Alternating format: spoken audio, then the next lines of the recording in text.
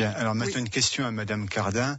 On connaît mal les idées du Front National sur le logement social. Est-ce que vous pouvez faire des propositions ou formuler vos propositions? Oui, alors en fait, je souhaiterais un petit peu ramener ce débat vers l'aspect législatif. Je voudrais juste signaler un sondage que j'ai lu hier, qui vient de BVA, et qui rappelle tout de même que 76% des électeurs se sont déclarés motivés par la dimension nationale de l'élection législative, contre 22% pour la dimension locale. Mais sur le logement social, alors, Daniel Cardin. je suis d'accord, j'ai bien compris. Non, alors, le logement, c'est le thème, donc on va essayer d'y rester. Non, mais tout de même, je souhaiterais ramener cette question du logement à une question nationale. Oui. Parce que en fait, ce dont souffre la région niçoise, peut-être de façon plus exacerbée compte tenu de la spéculation due à la beauté de la région et à son tourisme, enfin elle n'est pas la seule ville dans ce cas,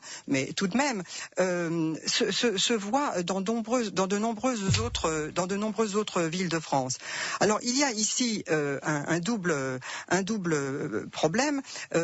Madame Gaziello a parlé tout à l'heure justement ici d'une vingtaine de milliers de logements vacants. Oui, qu'est-ce qu'il faut faire alors? Pourquoi?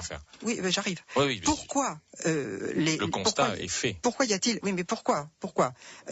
Alors, effectivement, il y a certainement un défaut de la politique des dernières années en matière de construction de logements sociaux.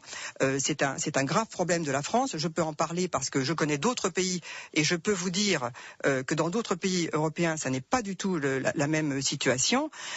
Mais aussi parce que on a fait du social avec le logement. Par exemple, il n'y a pas de logement à la location parce que on a fait constamment des lois depuis 30 ans en France qui ont été tellement en faveur du locataire que plus personne ne veut louer, par exemple.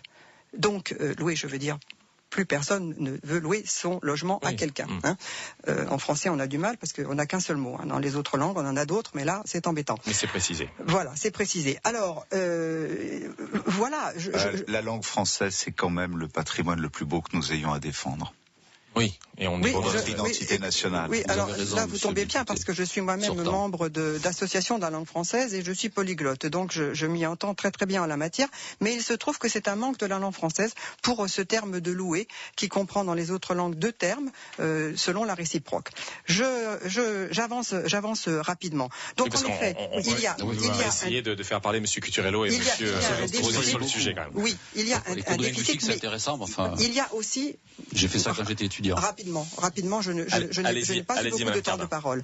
Et Monsieur Estrosi m'a tendu une perche, et comme c'est un sujet que je souhaiterais aborder par la suite, si j'ai encore le temps, je n'ai pas boudé mon plaisir pendant 2 secondes.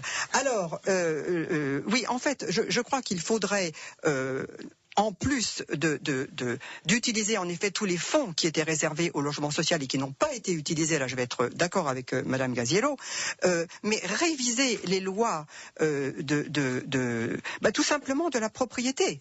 Là, par contre, je ne suis pas d'accord. C'est-à-dire qu'en fait, on a fait des propriétaires des acteurs du social, n'est-ce pas? En fait, les locataires ne payent pas leur loyer ou n'ont pas payé leur loyer et les propriétaires n'ont pas eu de moyens de se défendre. Donc essayer ceci a créé un effet pervers tel qu'il n'y a plus pour les jeunes de logements à louer. Voilà. On va se tourner vers